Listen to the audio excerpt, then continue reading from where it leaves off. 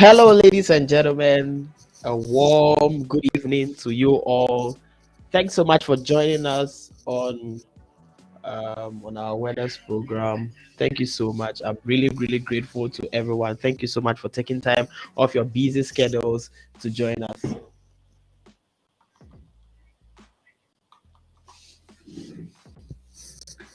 You are live. You are on the Inveteck Global Cyber Awareness Campaign, and we're having a panel discussion today. We're discussing about transition into cybersecurity. Well, probably there are a lot of you that are listening right now that are contemplating whether to join in on cybersecurity. Probably there's somebody that's not really understanding the entire cybersecurity thing. Today we are here to provide answers for you. I have great panelists who have been preparing so well just to make sure that they give you the right information. Many people have researched and they are so prepared. In the back room before we stepped in, you could see a lot of enthusiasm, and I promise you it's going to be a very great time. Just get buckled up in your seat and just take a good listen. Drop your questions and everything. We'll make sure we try and answer all of them. Give us some feedback. Make sure you are hearing us properly. Make sure nobody is speaking too fast or nobody is piling too much information. We are here for newbies. And most importantly, if you want an episode 2, just tell us. We are right always there to help you. Remember, this is an Inveteck Global event powered by Inveteck Global, Ghana's #1 cybersecurity company. Just stay tuned and take a good listen.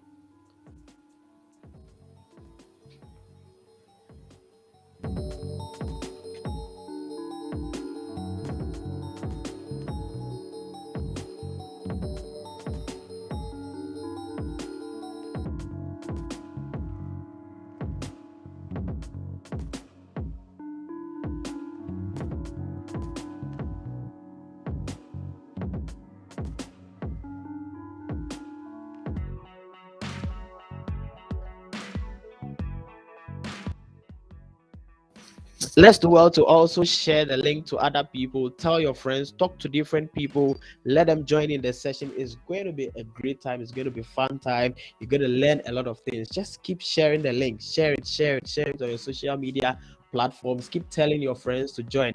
Tell them Inveteck Global is live and we are discussing on transitioning into the field of cybersecurity. It's a great thing you are never going to want to miss. Just share, keep sharing.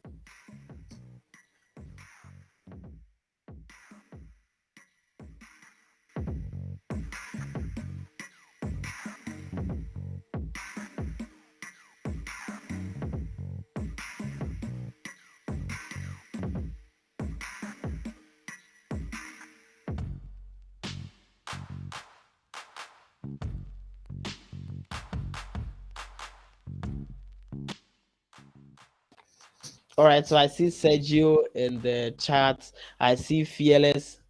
I see Invisible. I see Labi. Thank you so much for joining. Just keep sharing the link. Let people join. I promise you, it's going to be an awesome event. It's going to be an awesome event.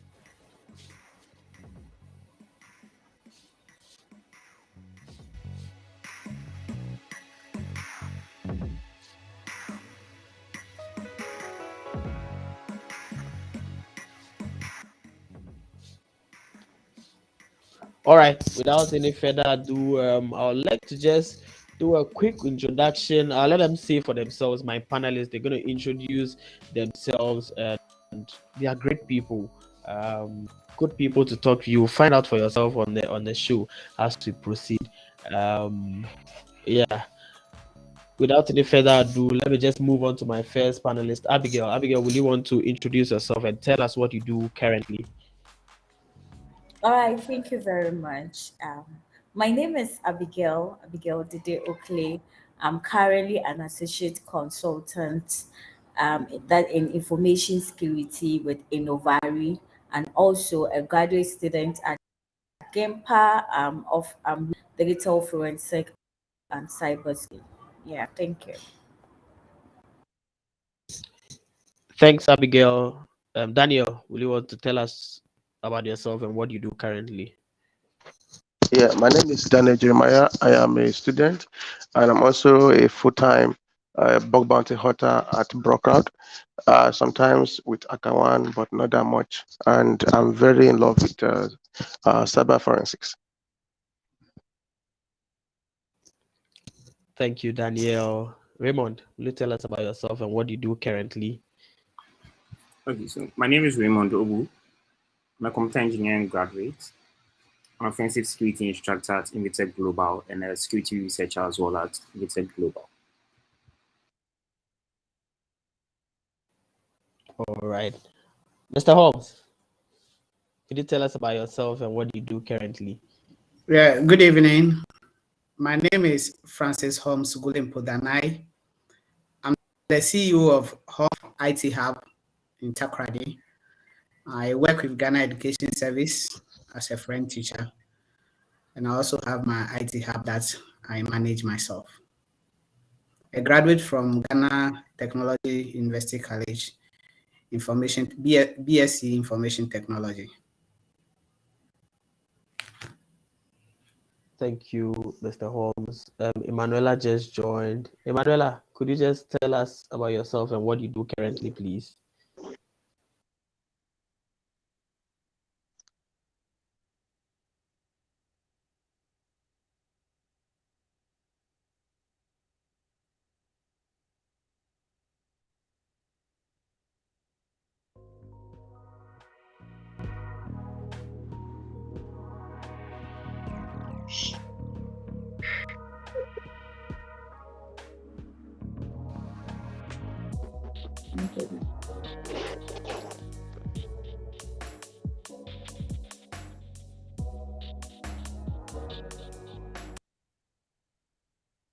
Emanuela, if you can hear us, could you please introduce yourself and tell us what you do currently?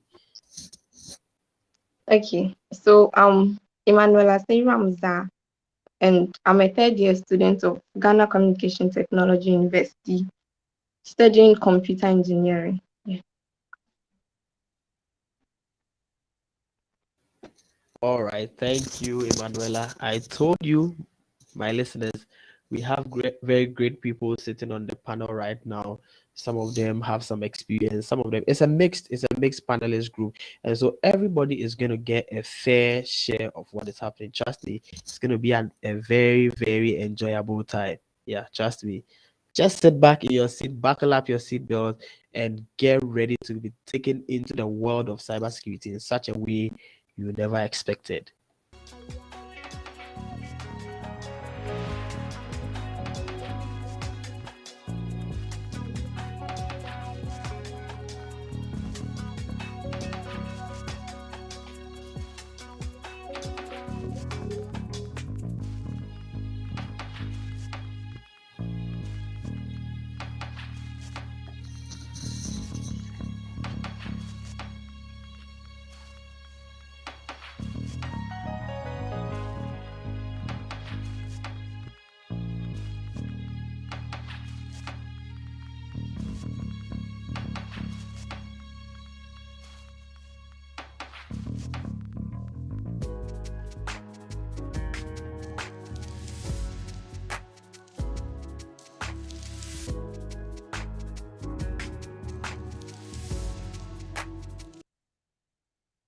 All right, so I'm sure by now everybody has settled in their seats and our seats are completely buckled. Just to swing into action, could you please tell me where you were before you got into cybersecurity? Remember, we are talking about transition into the field of cybersecurity, and I want to ask Abigail, where were you before you transitioned into the field of cybersecurity? It could be in a tech field, wherever you were. Where from you before you got into the field of cybersecurity? Abigail. All right. So I actually have a public relations background. So I was working with that. So I was working with a tech company as a sales account manager, basically doing marketing or sales, and so I decided to transition into something else. I thought of IT, but IT being broad, I had to speak to other people, and then one or two people suggested cybersecurity to me, and that was when I took that bold decision and landed in the cybersecurity space now. Thank you.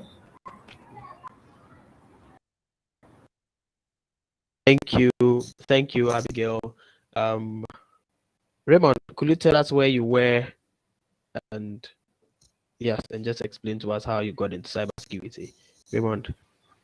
All right. So my journey so far into cybersecurity has been an interesting one. But I would say before I got into cybersecurity, due to my program of study in the university, I kept on exploring fields within the tech domain. So I do remember having to begin with an area like going into software engineering, basically having to do more web development. But then I got to realize it wasn't really my thing.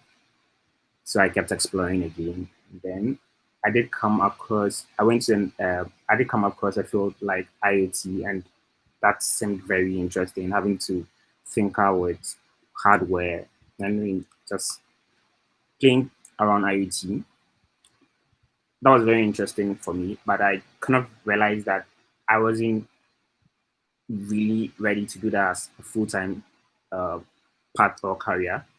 So I do remember before getting into the university, I'd gone for an earlier boot camp where I was first introduced to IoT and cybersecurity as well. But then I didn't really have the push to get into the industry. I would say the major event that may have really caused the transitioning was my internship with Inveteck Global in third year. Yeah. So that really helped with a smooth transitioning because through that internship, I really got to understand much more about the field. I gained some skills, and ever since then, I've never looked back with my journey to cybersecurity. Excellent, excellent. For the newbies on the call, I hope we are just picking up something nice. We are picking up some inspiration from the things that the panelists are sharing. Noella, if you can hear me, can you share where you were previously before you got into cybersecurity? Noella. Okay, so as mentioned earlier, I'm still in school doing my degree, and as the thought of every student thinking of what to do after school, I tried to explore any IT field I came across. So I started off with web development, like my co-panelist. I don't know, but at that time it was very interesting. Then at one point, it didn't seem so interesting. I was losing interest and focus. Then I had this boot camp I attended, which was about IoT. So I said, okay, let me attend and see what's there because I was still exploring. When I went, that one was also interesting. I said, hey, wow, IoT is also there. Oh. Let me try this one to and see. So I was going into IoT. Then during the lockdown, I had this course on AI, artificial intelligence. And I said, oh, wow, this is another IT field. So I went into that one. I took the course and it was interesting. I said, oh, okay, web development, IoT, now AI. Not bad. AI is also fun. So I was thinking of going into AI. Then I came across cybersecurity. And honestly, I'm enjoying this field so much. I don't know. I don't think I'll ever even go out of cybersecurity because the interest over here has overshadowed the other interests I had in the various fields. And I'm loving this space here. I don't think I'll ever go back to anything else apart from cybersecurity. Great. Thanks, Noella. Um, Danielle, you've been doing cybersecurity for some time. Do you think you need to be in a tech background, like a technological background, before you can do cybersecurity? Danielle.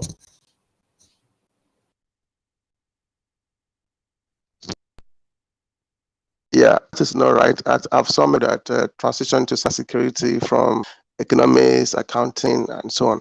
For me, for example, my background was accounting before I switched to science. Back then, I could remember. So I started from like a school, Aptech computer education. Then I did 2 years with networking, web development, and stuff like that. And I moved to my BSc with IT and stuff. But I think that will give you like advantages in some areas, but it doesn't really stop you to be in cybersecurity if you really want to be. Because I've seen so many friends that they are business admin, they just hate their job and they want something else, and they just jump into cybersecurity. You just need to be in the right circle of people and the right like a group of people that will guide you to do what you have to do and what you shouldn't do. That's what I thought. Excellent, Daniel. Excellent, Daniel. Yes, you need to be in the right cycle of people. For me, that's my key takeaway message. You need to be among the right people with the right mindset. They're going to push you into doing cybersecurity, proper cybersecurity. Abigail, would you want to tell us something about coming from a non-technical background or a technology background? Is there something you want to tell us, Abigail? All right. So I'm actually a perfect example of someone who transitioning into cybersecurity with zero IT background, and for the amazing part of cybersecurity, because I have come to realize that cybersecurity is actually a people's job. It's a field consisting of disciplines and best practices to actually safeguard the integrity, availability, and confidentiality of networks and other networks and information system. And so there are many cyber soft skills. There are a lot of soft skills that when you have as a person from any back, you can come into the cybersecurity space to to have a career in the cybersecurity industry. Such as, when I talk of soft skills, I mean your ability to communicate, both verbal and written, your presentation skills, and your ability to stand and solve problems, or even your leadership or managerial skills. Those are the soft skills that you bring on board in the cybersecurity space. These are all reasonable paths to a cyber career. So you need to know that in cybersecurity, there's something for everyone. There's something for everyone. And that I have, one thing I even noticed is that people having a non-technical experience into the space, to me, I see it as an added advantage to the industry, because a person with zero IT background is likely to bring so much dedication, passion, determination, and commitment to the table. And to me, this is an excellent start. So to be a cybersecurity partner, you just have to have passion and the time and the willingness to learn, and you can be there too. It's possible coming in with no IT background. Thank you. Thank you, Abigail. It's possible to come in with no IT or technological background. So, my newbies out there, it's entirely possible. Somebody yesterday was asking me, okay, I have applied mathematics background. Can I fit into cybersecurity? I said, you do so well. Just pick up your bag and baggage. Come, I'll give you resources. And in less than no time, you'll be at a great place. Another example is Heath Adams. He was an accountant. He got to a point he was not interested in doing accounting anymore, and then he switched into cybersecurity. He's now called a cyber mentor. So you could just put all those things together and see that you don't really need any technological background. Just walk into the door of cybersecurity, fix the right people around you, and you'll be off to a good start. The job also pays well. Don't tell anybody I said that. Let's take a quick breather and then we'll come back with some more questions and discussions.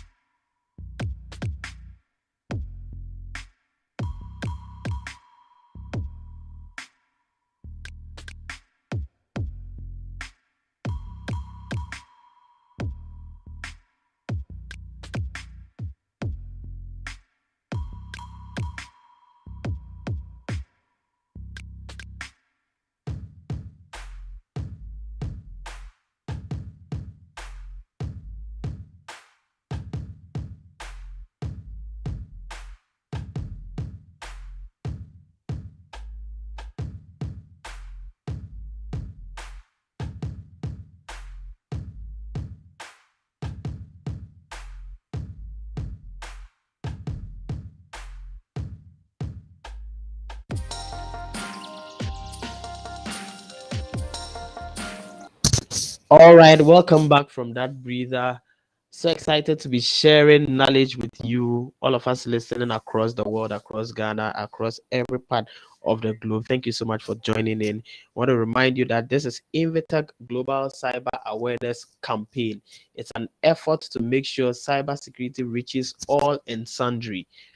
We want you to understand cybersecurity. We don't want you to walk around with mixed feelings. No, it's a straightforward industry. Everybody needs to know about cybersecurity. From young to old, we are all involved in this fight, and we need to understand what cybersecurity is. Today, we have a panel discussion on transitioning into cybersecurity. For those of us who are newbies, for those of us who are novices, and we are thinking, contemplating on getting into cybersecurity, this is the right show for you, or this is the right webinar for you. You're going to leave here more fixed than ever. And we've been having some discussions so far. We've been having interesting views and opinions, and I mean, it's been good. For those of us joining, probably you have missed. After the show, you could get a recording and then see what you have missed. For me, I'm enjoying myself. Keep the right cycle of friends around you to push you into cybersecurity, and you can get into cybersecurity with absolutely no technological background. Thank you so much, my panelists. Okay, so moving on, Holmes. Um, what's that one thing, Mr. Holmes? What's that one thing that motivates you every day to keep doing what you're doing in cybersecurity? You're a CEO, you manage a hub, and you do some level of cybersecurity. What's that one thing that keeps motivating you, Mr. Holmes? Okay. To say, I train as a French teacher. I've been teaching with GES till I had the opportunity to travel outside the country, especially to India, and it was a scholarship to go and read tourism and hospitality management. So when I got to the university where I was doing my course, there was a program that was held, and there was one engineer who is part of the IT engineers in India, in the state in which I was studying. So one evening we were discussing the future endeavors that we would like to go into. And he said something so interesting. He said, "Hey, which country are you from?" And I said, "Ghana." And so Ghana is good and Ghana is developing. So have you ever thought of doing something apart from tourism and hospitality? And so I'm also interested in IT. Then he said, when you get back home, try and study cybersecurity, because in 10 years to come, it's going to pay very well. So I took his advice that he gave me. When I come back to Ghana, I decided to travel to China to go and do the cybersecurity, but unfortunately, I wasn't given the visa. Then I decided to join Ghana Telecom University College, where I studied information technology. And I was also introduced to Inveteck by one of my cousins, which I started on the platform. Then I saw that no, this guy has a lot to offer in cybersecurity. So that is what has been pushing me to get to the state where I am, to have my own IT hub after school. So I see that we are developing, and cybersecurity is a broad field, and it is something we all need to understand to be able to manage the future. That is what has been pushing me to do that. Thank you. All right. Thanks, Mr. Holmes. Thanks, Mr. Holmes. Raymond, what's the one thing that pushes you? What's the one thing that motivates you to stay in cybersecurity? That one single thing that when you look at, you're not going to turn back. All right. So for me, the key thing is my inquisitive nature. Okay. So Raymond, for anyone very close to me, the person will either tell you that I'm quite inquisitive. I always want to find out why this, what's that, and everything. Okay. So my inquisitive nature has always got me trying to figure out or find out things. Okay. And for me, in my quest to find out things, uh, I rather channeled that into finding real world problems. Okay, problems that are very critical, things that would finding those critical issues or problems would really be beneficial to keeping things safe. Okay, so for me, it's an inquisitive nature, and in channeling that inquisitive nature into finding things, I'm always happy or excited to be the one to either figure or find that out before the bad guys do find that out. So that in that way, the good guys finding it first would give, let's say, the owners or the administrators of that system the upper hand to be able to correct the issue at hand before the bad guys do get their hands on that and then cause some level of damage to whatever it is. Excellent. My inquisitive nature who always push me into cybersecurity. That's excellent. That's an interesting view, and I think I side with that. Yes, one of the key skills that is needed in cybersecurity is for you to get inquisitive. So before I joined, I started the call. I was just reading an article, and they were talking about when they were about interviewing a number of interns. So I think just before the room where they would do the interview, there was a small screen there. I think you do registration or something on it, and I mean the glass or the surface, the display was quite glitchy. There was something wrong with it, but none of the interns noticed. There was this particular person that noticed and was trying to figure it out. His inquisitiveness pushed him to figure what was happening, not knowing somebody was watching to him, and in the next moment he was hired on the team. So trust me, inquisitiveness is rewarding. It will get rewarded, and in cybersecurity, you need more of that. So all my listeners out there, to all my newbies out there, you really, really need to be curious or inquisitive. It's one thing that is going to push you to do more and to thrive in this field of cybersecurity. Thank you, Raymond, once again. And Danielle, you've been doing back bounty like you mentioned. What's the one thing that keeps motivating you to do cybersecurity? What's the one thing that motivates you? I think first of all, you need to love what you're doing. That is the first thing you need to remember, and you need to have some quote that you need to repeat, keep repeating to yourself every day when you wake up or when you're at night. Like, you need to try harder, and you need to remember that once you quit this thing that you're doing, that you thought that you love, and you lose, because nobody's gonna lose it to see you, right? So you keep pushing because you never quit. When you quit, you lose. But in bug bounty, I think it's more challenging because there are like thousands of people trying to look for the same bug.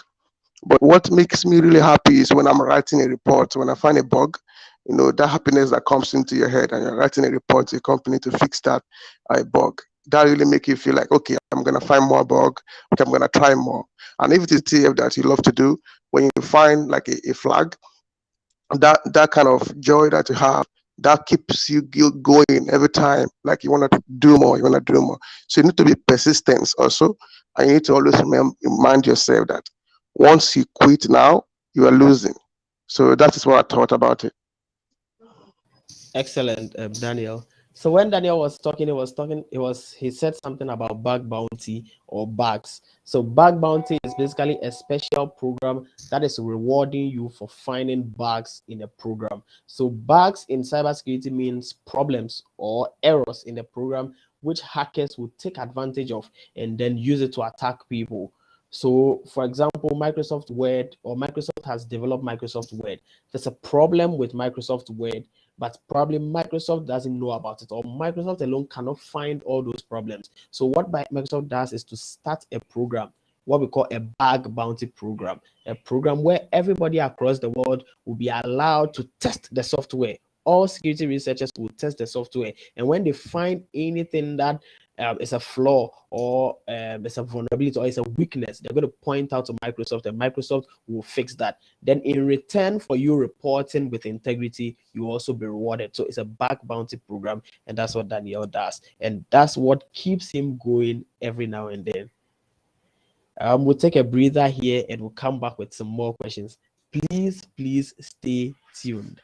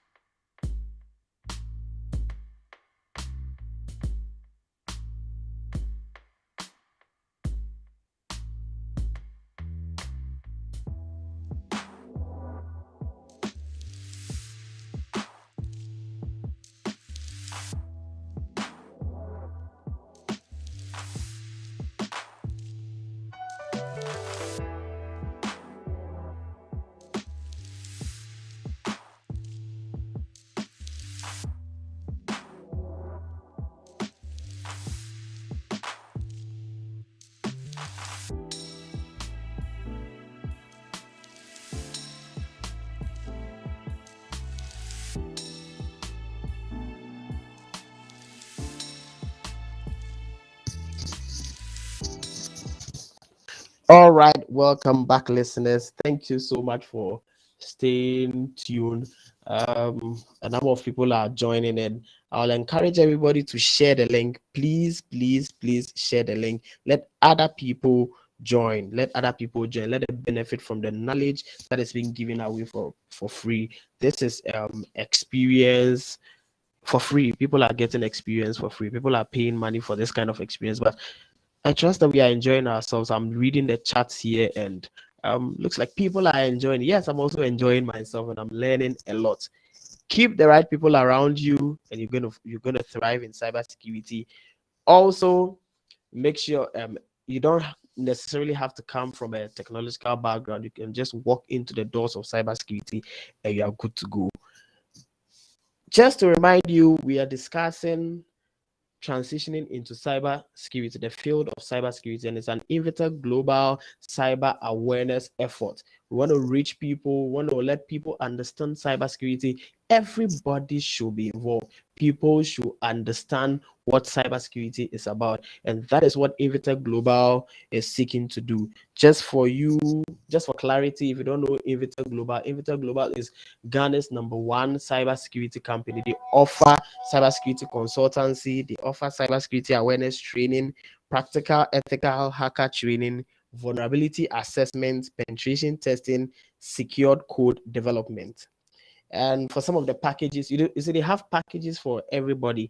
You don't have to be too rich to get into their fields. You could just reach out to them, and I'll drop their numbers and I'll drop their contacts in due time, so you could reach out to them. But I mean, for now, you could just get to their websites, www.invetechglobal.com. We're dropping it in the chat, so you could just visit their website and have much clarification about what they do. Currently, they offer a cybersecurity startup pack for everybody who just wants to get started into cybersecurity. So after this webinar or after this show, um, once you've made up your mind to get into cybersecurity, don't waste time. Get to Inveteck Global and you'll be sorted out. They also offer practical ethical hacking, and yeah, you'll be on point. So just make sure you get something from this webinar, you understand what is happening, then walk to Inveteck Global. You receive the best training at affordable prices. Also, want to thank Inveteck Global wants to thank SDI or CSDS Africa and the Ministry of National Security for inviting Inveteck Global to be a speaker at the just ended CyberX Africa 2021. It was a nice conference. For those of you that joined, you can testify or you can attest to that. Okay. Yeah, you can attest to that. It was a nice time. A lot of information or intel was shared. Just before we went on break, I was finding out from my panelists what's the one thing that keeps them motivated for the newbies. Yes, there are days, trust me, there are days when it's so frustrating and you don't want to go to work. Cybersecurity, as blooming as it seems, it can sometimes get frustrating when you're not getting some concept. But our panelists are telling us things that keep them motivated. Ella, if you could hear me or if you can hear me, can you tell us one thing that keeps you motivated in this field of cybersecurity, just for the sake of those who join? Okay, so I will go a bit backwards to talk more on having the right people around you. And once again, to men Inveteck Global, it's a place where you find a lot of people who are ready to learn and ready to share. I don't think I would have been able to come this far without the right people from Inveteck Global. They are so encouraging, and sometimes when you are studying something on your own, you might feel like giving up on the way, but having the right people, they are always there to check out how is it going. Oh, have you been able to do this? When there's something that is out and they think you haven't seen it, to involve yourself, they ask you, have you seen this? Oh, let's do this together. And it's very encouraging. So I would like to thank them and then tell everyone that it's very, very important to have the right people, and it's the right people around me that keep me going in the cyberspace. Excellent. Thanks, Emanuela. Thanks so much. Thanks, Emanuela. All right. So I'll be moving on to my next question. I think I'll give this one to Raymond. So just like every other discipline, cybersecurity is huge, and cybersecurity is divided into different sessions. Could you talk about any two roles in cybersecurity that new people could just try and fit themselves into, and briefly just tell us the skills required to get into those roles? Just give us two roles, Raymond. All right, so thanks for the question. So to start with, for an entry level role, I could say one could opt for an offensive role, which could be a penetration tester. So what this role basically involves is you as a cybersecurity expert or professional is offered some level of authorization to be able to test and assess the security nature of any system, or any system.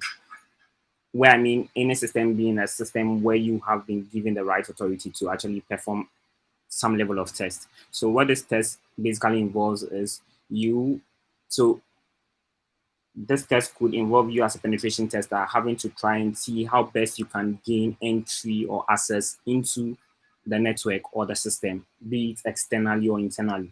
All right. So externally, what that will mean is you as the expert is basically given a domain. So let's say this is a website, right? You're just giving the URL to the website, and you are told that test this website, see if there's a way for you to be able to gain access onto the web server.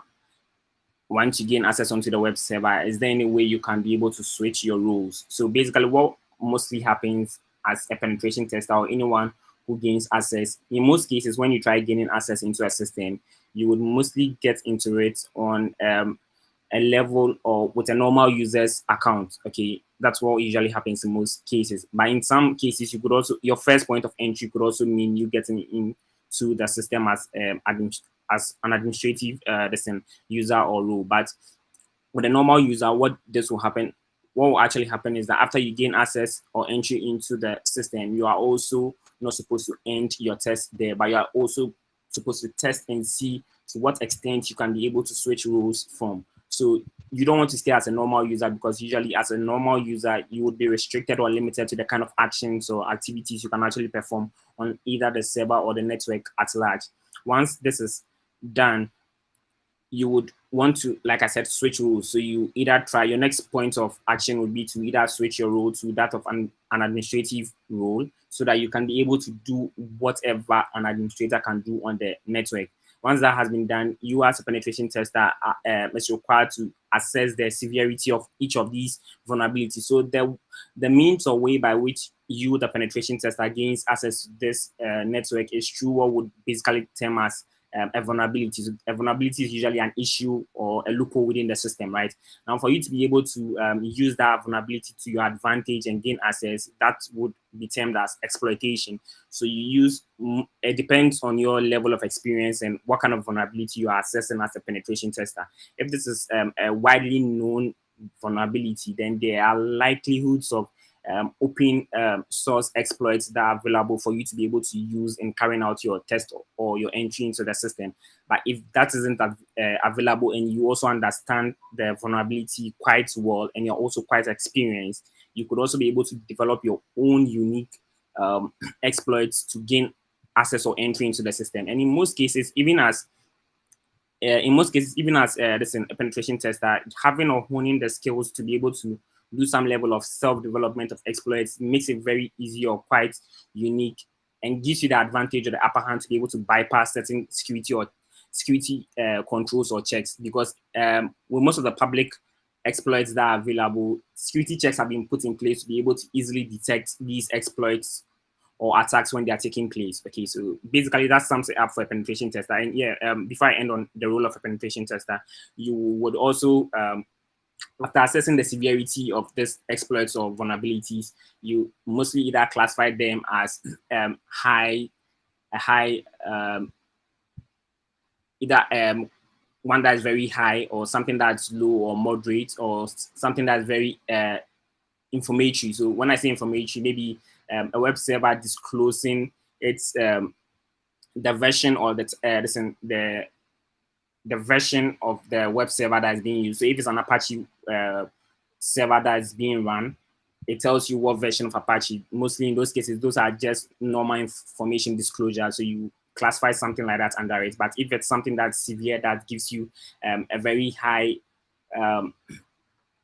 leverage into the system, then that's something that also needs to really be looked at. So you also sum up your reports with some mitigation factors or controls that should be put in place to be able to correct the issues that have currently been identified by you as a penetration tester. And then you submit your vulnerability assessment and penetration testing reports to the right authority or body that contacted you to actually do that.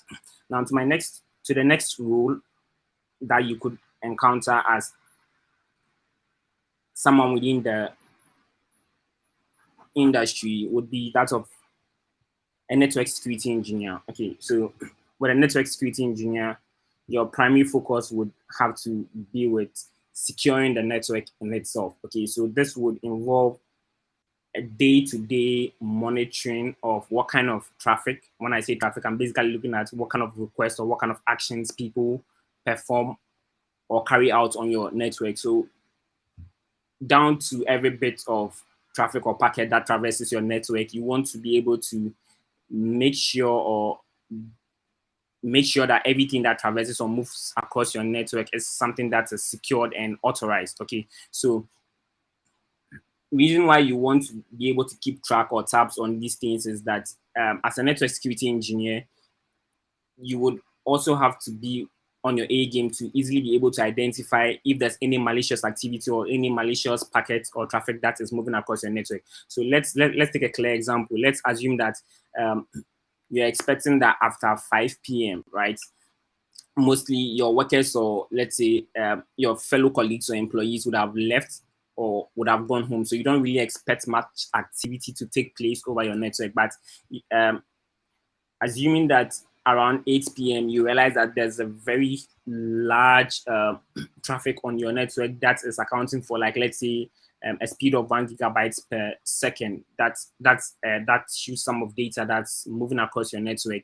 That becomes suspicious to you. And as a network security engineer, you want to probe further and see what is going on or what's actually accounting or causing for that. For all you know, there could be a malicious activity that is actually accounting for some level of, let's say, data exfiltration. So when I say data exfiltration, someone is just trying to siphon or trying to steal some data from your network, and that huge sum, depending on the kind of data that is being exfiltrated from your network, that may be what is causing or accounting for that huge data or traffic that is moving across your network. So basically, as your network security engineer, you monitor, you try and secure the network. And some of the prerequisite skills that may be expected of you as a network security engineer is also to have a first-hand incident response skills. So this would be how best you can also be able to what they call it, being someone who's called in as a first respondent or responder to any form of security breach on your network. You should be able to see how best or quick you can be able to either mitigate or either try and limit the extent of a breach or an attack on your network. So in the case where there's a security breach, and if you have a very well structured network, a network that tries to segment or group or categorize your network into smaller portions that are usually referred to as subnets, you as a network security engineer would quickly be able to either try and contain or isolate that subnet from your entire network so that it doesn't spread across, assuming there's an attack like a ransomware attack on your network. And as a network security engineer, you also play a key role in designing what they call it, the network infrastructure, contributing to the kind of policies or controls that should be put in place to try and secure this network. And basically anything that has to do with anything that is concerned with security about your network, that entire what they call it, responsibility comes directly under you. So that sums it up for a network security engineer and then that of a penetration tester. All right, that was a roller coaster. That was very deep, and Probably there were a lot of things that the newbies they don't really get, but I think it's an excellent explanation anyway. That's just two things you can get onto once you're thinking about rules to get into cybersecurity. Usually, when you talk about cybersecurity, everybody wants to think about hacking, but that's not the only thing. There's a lot of things you can do with cybersecurity. You could even be a cybersecurity journalist where you report and write and explain about cybersecurity issues around the world. Thank you so much, Raymond. Abigail, would you want to add up just a little? Is there one rule you want to talk about? Yeah, so listening to Raymond did very well to elaborate more on the technical role, because we always say that we always think cybersecurity is basically technical, but I want to say this, that in cybersecurity there are twofold. We have the managerial aspect and the technical aspect. And so since Raymond has done that justice to the technical, I will speak on the managerial aspect. So there's a role of information security management system role, that you are able to access software, computer systems, and networks for vulnerability. Then you design and implement the best security solutions for the organization. When I talk of best security solutions, we talk of policy development. You propose controls, and then you also develop standard operating procedures for organizations to follow. And these is more of the management aspect of cybersecurity. But then also another role that you can find yourself in is the as a cybersecurity awareness officer. A cybersecurity awareness officer or analyst or practitioner, you go about creating awareness about cybersecurity, what attackers are up to, things that we need to do to secure our cyberspace and all that. And we have IT auditors. IT auditors audit information security systems. And so basically for me, these are my areas that I I have specialized in. We have governance, we have risks and compliance, and we have other managerial roles. So then if you're coming into the cybersecurity space and you feel you don't have the technical exposure, do not worry. We have the managerial, or what we call the soft skill aspect to that you can have a role in it to play. So basically that's what I can say about some of the roles. You can go online, you can do a thorough research on cybersecurity roles, and it will amaze you. We have over thousands and one cybersecurity roles that you can actually fit yourself in. Thank you. Excellent. Thank you, Abigail. Thank you, Abigail. Is there one thing that you want to add, Mr. Holmes? Is there one thing that you want to add? What role you want to talk about? A Yeah, single role? Yeah. the role, as Abigail say, are many, but I just want to break it down to a little bit of a real life situation. Uh, it's like everyday life that we have. You have a lot to do, and there is a domain in which you're supposed to perform it. So to be a cybersecurity uh, expert, you can go into forensic, or you can also decide to be a gray hacker, or you can also decide to be a defensive, as Raymond said it. So not to add much, there is a lot of opportunity in this industry. So I will encourage anyone who is listening to us to give it a second thought, because somebody would like to be like, okay, I want to be a military officer, but in real life, you don't have the opportunity to go there. You can be a cybersecurity officer, which also play the same role on the internet as a military officer. So I think we should all give it a try. Excellent, excellent, excellent, Mr. Holmes. Yeah, thank you so much. My listeners, as you can hear, There are so many roles that you could fit in. For on the account of time, we couldn't touch on every single role. It's quite a tall list. And once you get on Google, just look at the role that fits you, and then get your prerequisites. And I'm sure Inveteck Global has you covered. So yeah, there's a spot for everyone. We'll just take a quick breather and we'll come back with some more questions.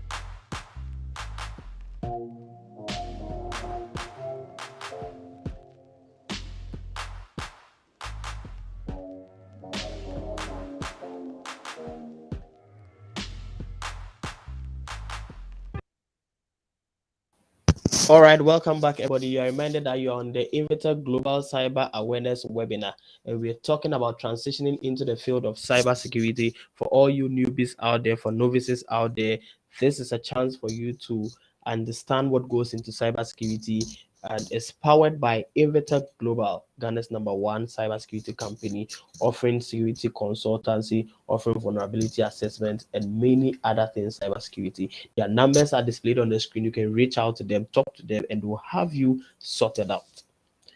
All right. So we've talked about where people were before getting into cybersecurity, the one thing that motivates them, and now they're into cybersecurity. Want to talk about some of the foundational skills that you might need. Um, Oftentimes you hear people talking about what we call capture the flag competitions, CTFs, and it's a way of gamifying how to get in to become a cybersecurity pro. Emanuela, would you want to talk about CTFs? Are they really helpful? Is this something that newbies should get into? And what sort of experience do they add to your resume? Emanuela, if you can hear me. Okay, so CTFs, I'll start off by saying CTFs are really interesting. And starting cybersecurity, I don't know where that passion came from, but although I didn't know anything, I just wanted to engage in the CTFs. And they have helped me a lot in the sense that, cybersecurity is broad. Attackers are widening their trick way of getting into systems without authority.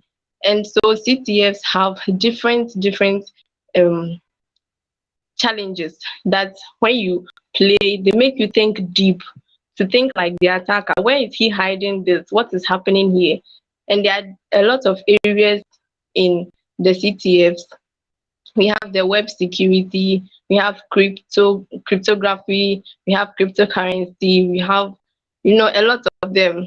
I mean, our newbies will not understand what I'm saying, but it's interesting and they help a lot, help you think of how things are happening in real life, because some of the situations or the challenges are some that are taken from real life, you know, experiences. So they just put it there. You try to find the flag, like you mentioned, capture the flag.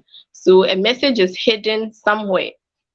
So it will be left with you to either do web security analysis or to do a forensic analysis, or you do reverse engineering to get the message out of it.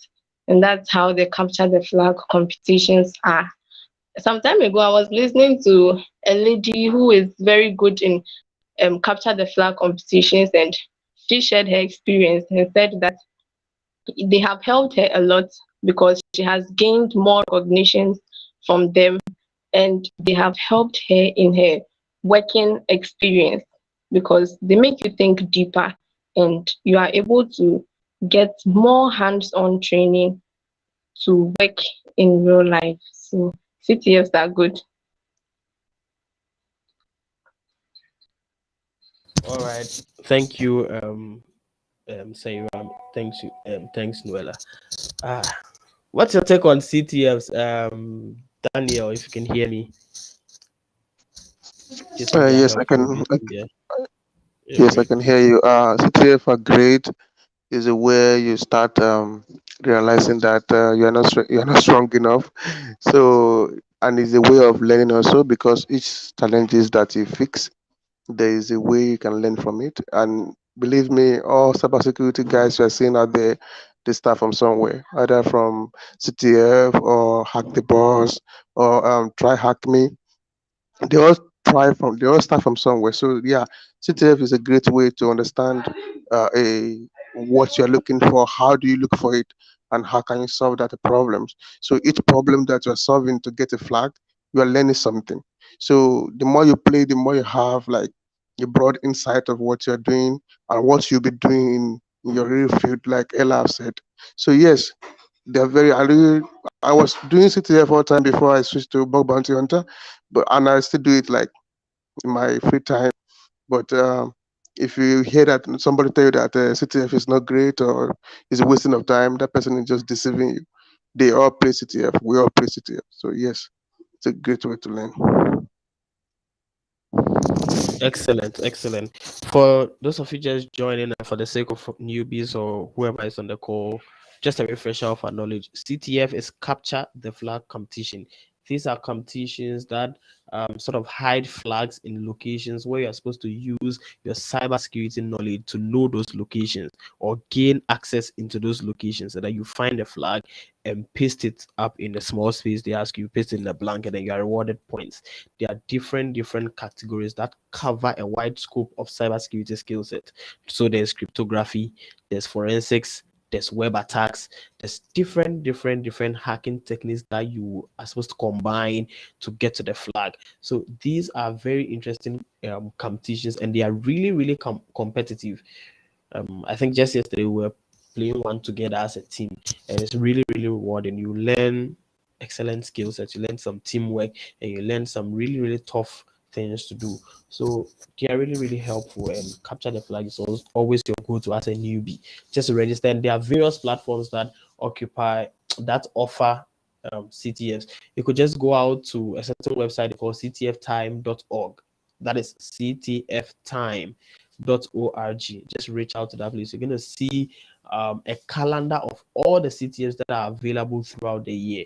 Just register on any of them and keep playing. It's a gamified process. I guarantee you it's enjoyable.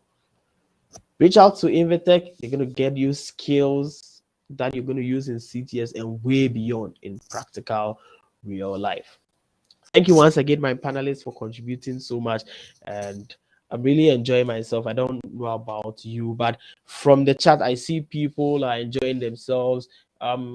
Keep texting, keep giving us feedback. Tell us what you want, tell us what to do. If you want an episode 2, just tell us and keep enjoying yourself. Yeah, I just want to see more chats coming up. And best of all, keep sharing the links. Send the links around, let people join, let people benefit.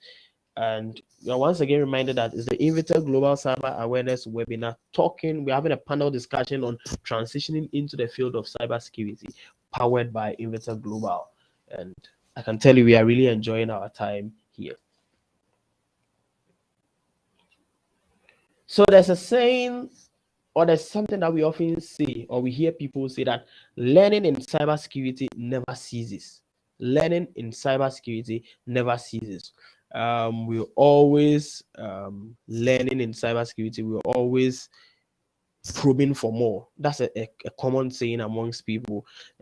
What's your take on that, Abigail?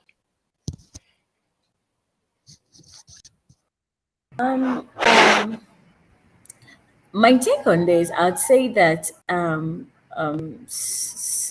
technology or cybersecurity is is not absolute. So there are new trends, technological trends that keeps on coming, and then in the cyber space, um, there are new tools that emerges day in, day out.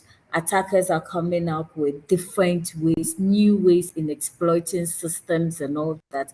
And so, as a cybersecurity practitioner, you need to be abreast or stay updated with technology trends. You need to the habit of learning. Your willingness will keep you updated because things around you keep on changing and they will keep on changing. And so my take on that, I think that cybersecurity, learning in cybersecurity never ceases because it has to be a continuous improvement kind of, or you need to be consistent in your practices and your learning as well, so that you'll be able to catch up, or if not catch up, you'll be able to even be ahead of the attacker for you to know their ways and how they go about activities to secure a system. Do you understand? So for me, I think it never ceases. You have to always be abreast with new trends in the technology space. Thank you. Excellent, excellent. Would you want to tell us something, Mr. Holmes? Learning is never cease in life. That's how I put it, not only in cybersecurity. Until you go to your grave, you keep on learning new things. Because back in the 90s, there were nothing like cybersecurity. We're not aware of it as much. But as we get to the 20s now, we see that every day we are vulnerable to something. And the attackers are always looking for means.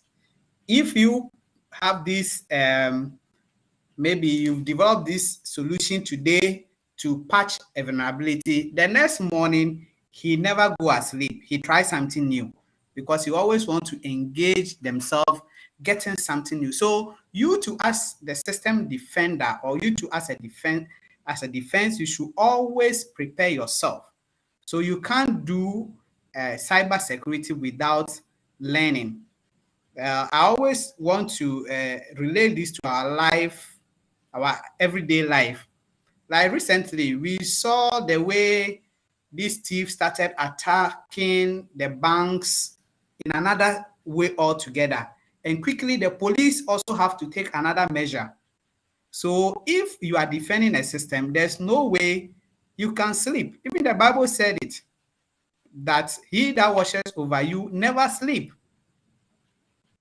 And if in cybersecurity, because you say, oh, I'm a pen tester, last year I was able to win this competition, so I'm okay. No, somebody else is somewhere looking for a vulnerability in you. So in cybersecurity or in life, learning never ceases. So every day you have to improve on your skill. Every blessed day you have to do something new. You have to go out there. Even sometimes you have to create it yourself.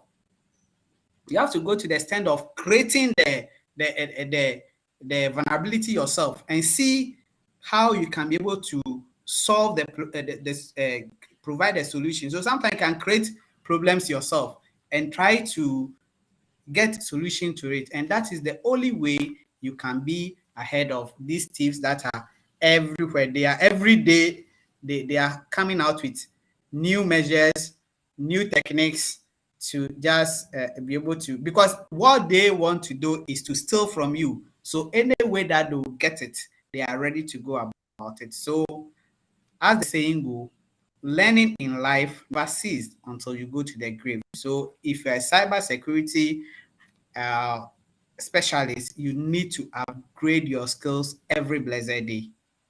Thank you. All right. Thank you, Mr. Holmes. Well said. You need to upgrade your skills every time. And in cybersecurity, we never cease learning. We're going for a short breather. And when we come back, Raymond is going to tell us some of the foundational skills we really need to get started on. So, Raymond, get yourself ready whilst you take this breather. Just relax.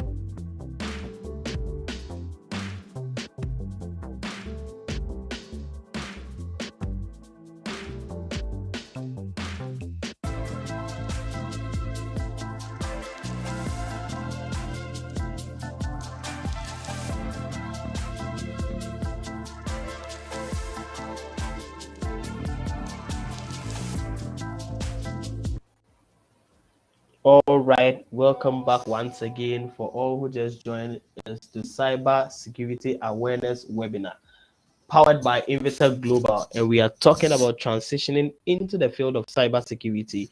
You're live here with Inveteck Global, Ghana's #1 cybersecurity company. I'm here with a great group of panelists who are giving us much insights into the field of cybersecurity.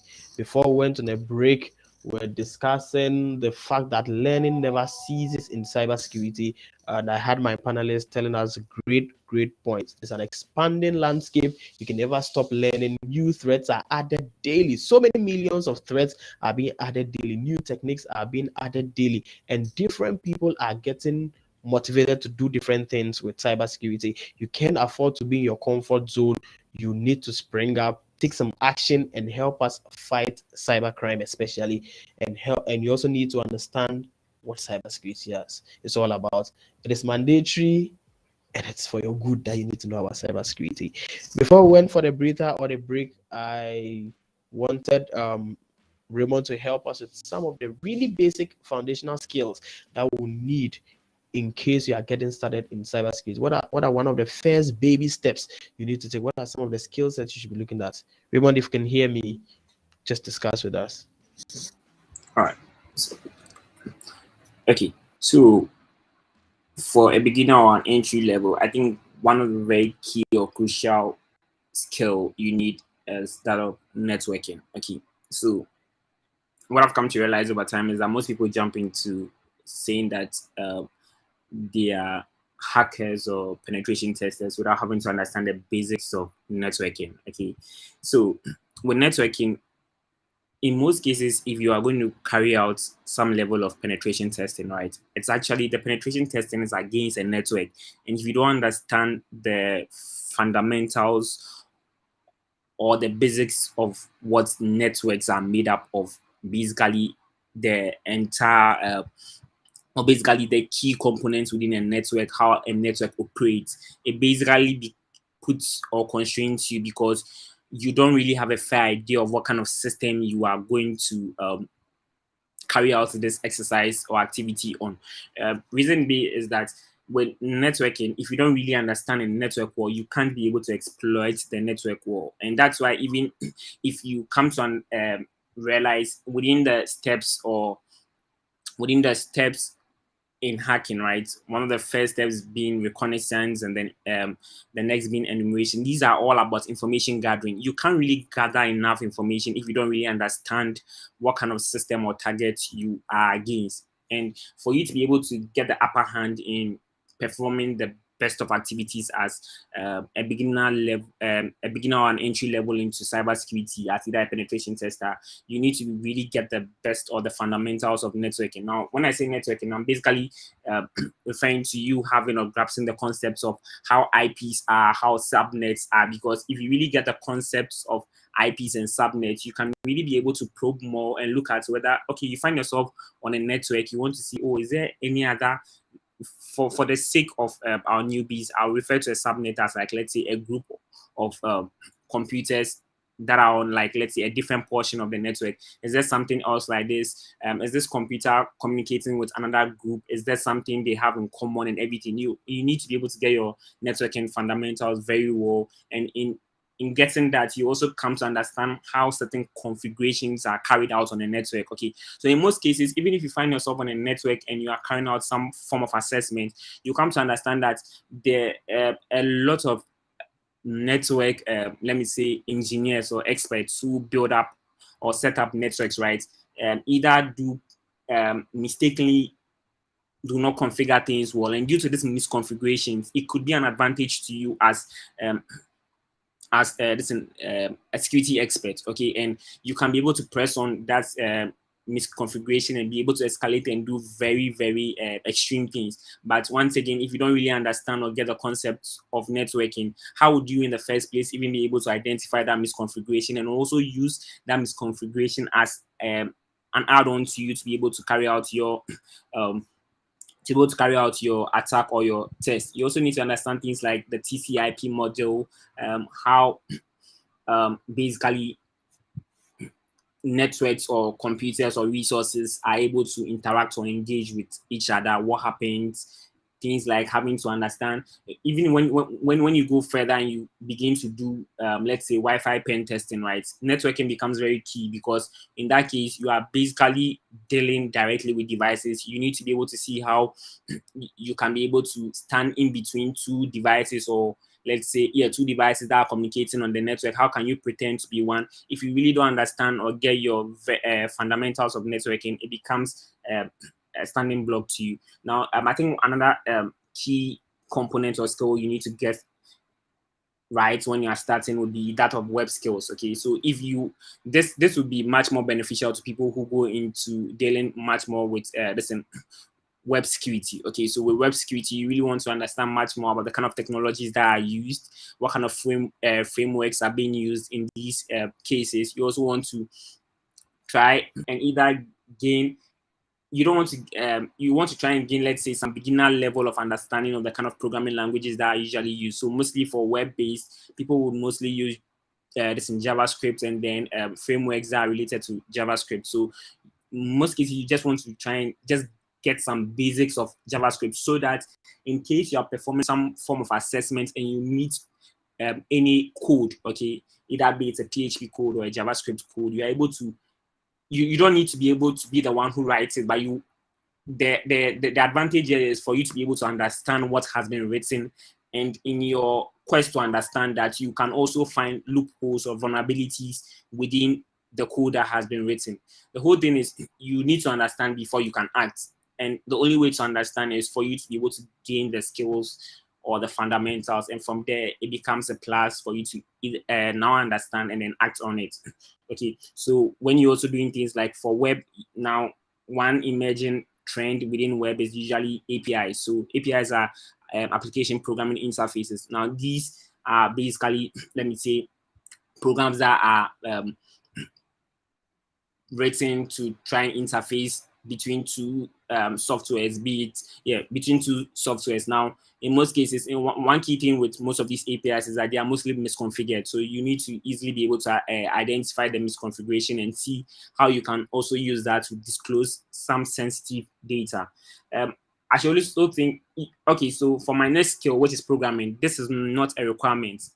This is basically not a requirement, but once again, from my perspective, I would try and advise that you try and at least have one language you either learn or you are conversant with. So usually for a beginner level or an entry level, what is mostly advised is Python. Okay, so Python is much more friendly and beginner level acceptable. So with Python, mostly you can be able to write some basic tools to be able to perform some activities or try and automate certain tasks you perform as a penetration tester or a cybersecurity expert. Okay, and the add-on here is that in some cases you find yourself having to carry out certain exercises manually, but then if you do have some programming skills, it also becomes a plus to you because you can easily automate those tasks. So let's assume that as a security expert, you always begin your exercise by performing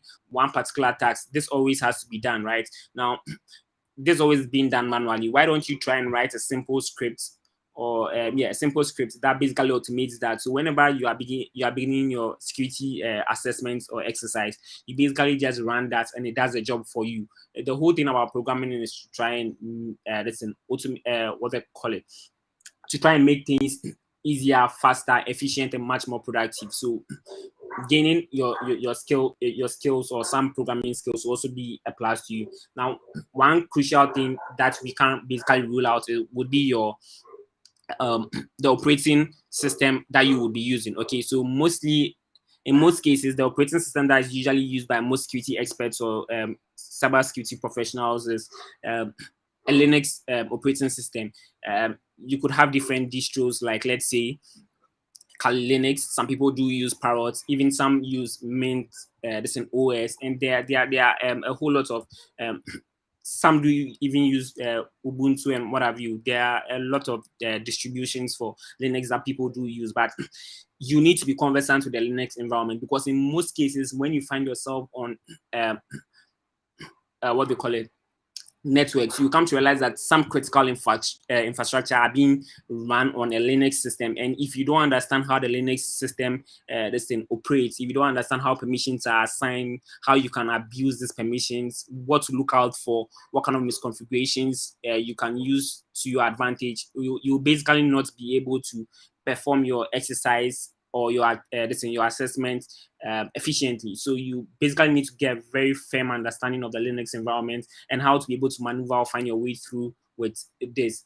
I think I recommend you reading much more on some intro level on Linux. And the whole thing about learning with Linux is that it's not a one-time learning. How do I say? You don't sit down and then say you are learning the entire Linux environment or how the Linux operating system works. These things you pick them up as in you pick them up gradually. So the more you work with the environment, the more you get good at it, and the more you understand how certain things work. So I'll not say that you have to go and spend, let's say, 5 hours doing introduction to Linux. No. You need to get practical. You need to get onto the you need to get onto using the operating system itself and begin to perform some little actions or activities, and one way or the other you begin to pick up. I'd also, just as I speak about Linux, I also speak about you understanding how the Windows this operating system works as well. Because in most cases, you come to understand that client side, okay, for the average user, you mostly meet the average user using a Windows machine, okay, and as a security expert, right, what you also want to do is to not just understand the normal usage, but then understand more or less, like, let's say, some critical components about the Windows environment. Okay, so you want to also look at things pertaining to either, let's say, permissions, how the some sensitive files are being installed, how you can be able to misuse or abuse certain configurations on the system as well. You want to try, basically what you want to try and do and to learn about the Windows system is that you want to go a bit ahead of the average user's understanding of what the Windows system is about. Mostly when you get onto a corporate or an enterprise network, most of them do run some level of Windows related services on their network, because most of their employees will be using Windows workstations. Okay, so you want to understand how this operating system does work, so that in case you find yourself, or doing an assessment, in case you find yourself on a network that is Windows based, you can also be able to find your way around. I think with these few skills, it should be good to get you up, but then they are not just limited to this skill. So I think my other co-panelists will also be able to share or add on to these few ones I've shared with you. Thank you. All right, thanks, Raymond. Thanks so much. I think you've driven home the point. These are basic skills we all need. We need a can-do attitude. We need to set our hands on Linux skills. We need to study Linux. We need to study Windows. You are basically understanding what is happening beneath the hood, what is happening underneath everything. Understand it from a hacker's perspective, and always think of ways you can break into stuff. Thank you so much, Raymond. All too soon we get into the end of our program, yes, but we have a couple of questions coming up. Abigail, do you have some recommendations on certifications? Usually when people are getting to field, they want a way to validate their knowledge, yes, which is really important. At least it will get your foot into the door at HR will recognize that certifications. They are world standard certifications that HR will recognize, so at least it will get your foot into the door. And in as much as we want everyone to have a practical training, which is very important, get a hands-on practical training, get your home lab and keep practicing. There are also de facto or certifications that also validate your knowledge. So Abigail, could you help us with just one or two certifications you want to talk about? Abigail, if you can hear me. All right. I would say that certification is as important as gaining experience, because I always say that certification will get you the interview and experience will get you the job. So, like Holmes stated about your first skill you need to acquire as networking, say that you need to start with an entry level certification like Computer Security Plus. Computer Security Plus It's mainly a networking exams. You have a bit of other areas in the examination questions, but then it's more of networking. And so once you have computer security plus, it tells whoever you are, it tells the HR or which you want to go into that year, you have that skill, that basic knowledge in networking. And so once you get that computer security, I would say that you choose a secondary certification, and this secondary certification must be based on your career path. Obtaining certification show that you have a specific skills or knowledge in what you do. And so it's advisable to find your passion or your interest. And so me, for instance, I started with the computer security because I needed to take up my networking skills, studies, and all that. So after the computer security, I enrolled myself in an internship program. In the internship, that was when I noticed that was when I actually found my area of interest, and that's how come I have made other certifications. And so know where you want to be, know your interest before you acquire a certification. Like I said, a certification shows that you have specific skills or knowledge in a specific area.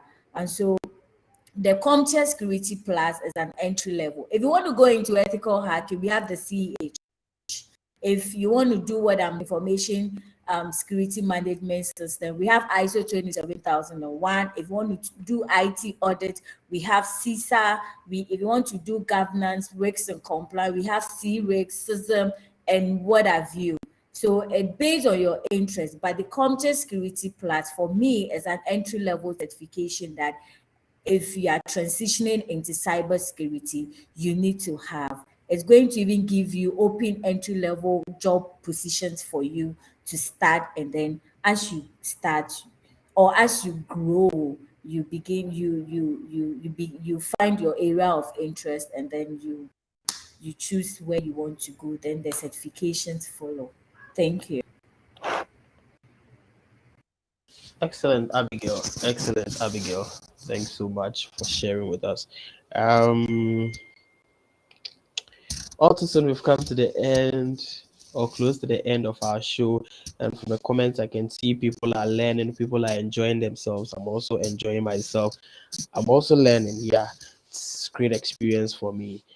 Before we go, I just like your final thoughts. What do you have to tell our newbies, and what are the things you want to share? We'll surely come back with an episode 2, so just keep your fingers crossed. And I mean, we'll be learning lots of things. But what are your last words? What are your last comments? Starting with Mr. Holmes, what are your last words? What do you want to tell newbies? What do you tell listeners? Yeah, thank you. What I would like to tell our dear listeners is that in life, you have to start from somewhere. So I can go to build on the little that you have. And one thing I've realized in our educational system is that everything that we do is just bookish. There's no practical aspect of it. So they should get themselves attached to companies that are willing to do the practical aspects. Those of us who are still in school, so that I can have the practical based experience. And also, cybersecurity is a new field that is being introduced to Africa because now we are all moving digital. So there will be more job opportunities in there. Abigail has talked about certification. Yes, you need to have some basic certification who can be able to give you a job. I'm a partner to Inveteck Global. Those of you who are in the Western region, if you want to take any of their courses, you can contact me and I'll arrange it for you.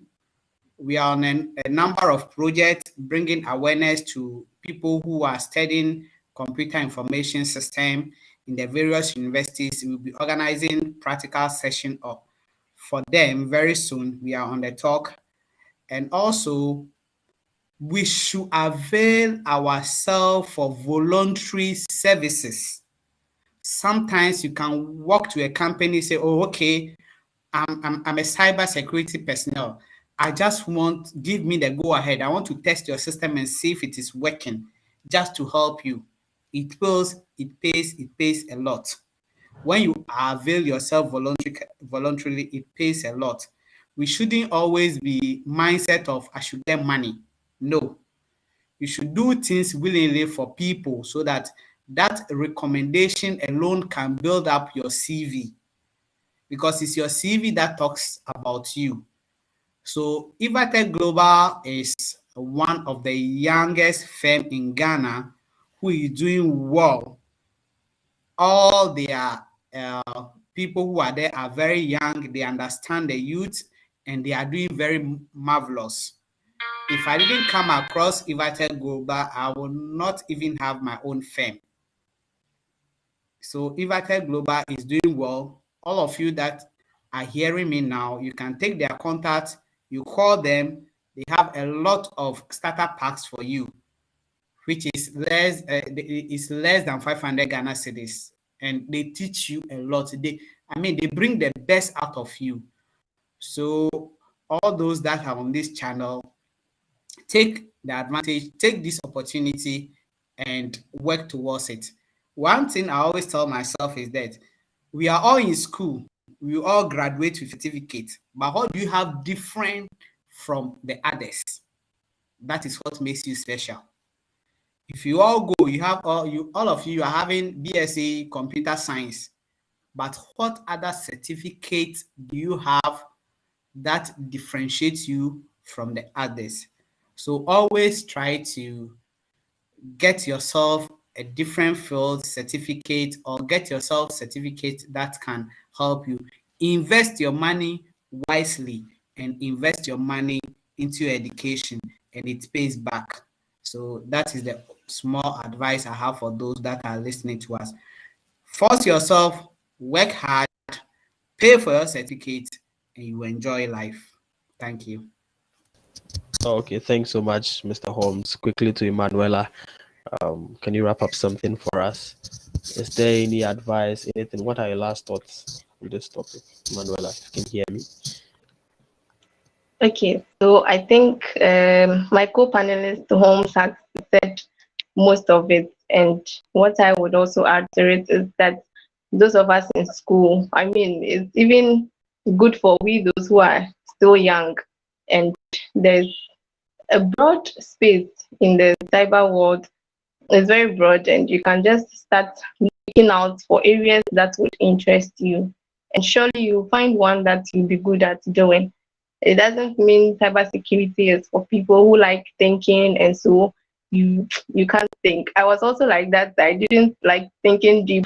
I didn't want to do a lot of thinking, but surprisingly, I'm loving the space. And I was even telling my mentor 2 days ago that I have to learn to use my head because it's interesting, and I don't want to fall out of this space. So we all need to learn more, learn to dig deep, think deep, to be able to understand things from the attacker's perspective, and we will do just fine. Cybersecurity is interesting, and I entreat anyone who has ever thought of it not to think of any other space, but to do cybersecurity. Thank you. Thanks, Emanuela. Abigail, do you have anything to share with us? Any last thoughts, please? Yeah, I would like to conclude with this. I want to say that it's tough everywhere, but the only difference is you. If you really want to be in the cyberspace, go for it and make it happen. Do not be afraid to switch to a new field that interests you. Everything you know, everything, if you are a non-IT person, I would say everything non-IT you know will eventually pay off in your career path. All you need is tenacity and the willingness to learn. Develop the whatever it takes mindset. Do not forget this. If you want to know how well you are doing in your new career path, or you need you need to actually, once you step to the cybersecurity space, you need to open yourself up to feedback. This will help you assess yourself and know how well you are performing in the industry. Don't forget that the goal here is to gain mastery. You're just starting and you need feedback to track your progress and also see feedback. Do not give up if things aren't going as expected. It's a learning process. See it as a learning curve, and everything will fall in place. Thank you. All right, thank you, Abigail. Thank you so much, Abigail. Danielle, any last thoughts? Something just to wrap it up. Yeah, I will just say that if you are there listening and you are scared to message Inveteck Global, please don't. We are very friendly people. We love new people that want to join cybersecurity. Just hold up the number, join them, and we'll be there to help you and be there for you. And one thing I would like to say is that when you push yourself, other people will push you too. So you need to push yourself to try to message them. To, okay, I want to do this. Then I think that will be fine. That's all I would like to say.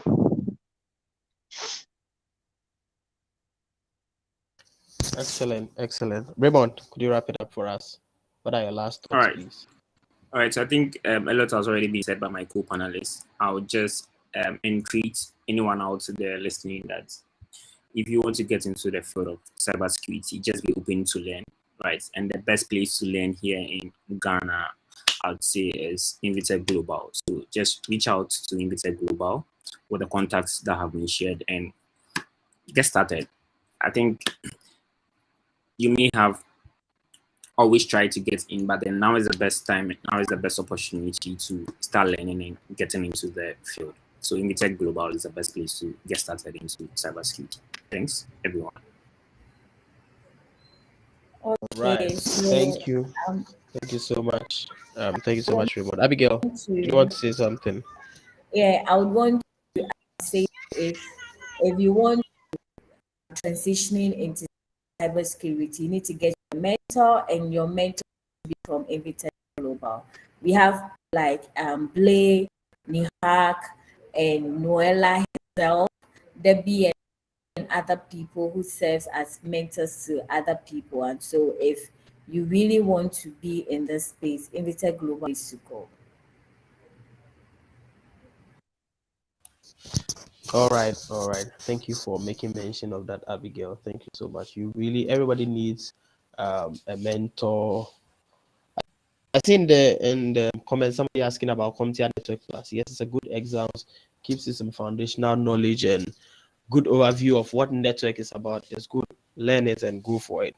There's one trick about writing certifications. Okay, they build on the knowledge as they go by. So you can learn one thing, not write the certification, and then learn another thing and write the certification.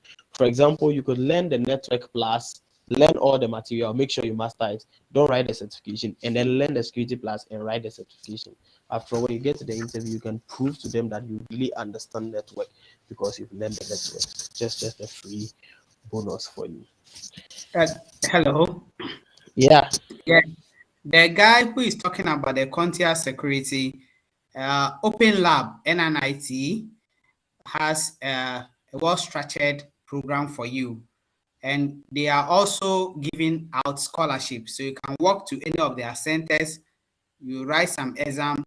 When you are qualified, they give you some percentage off, then you pay, then you start from there, because we all started from somewhere. So never be discouraged.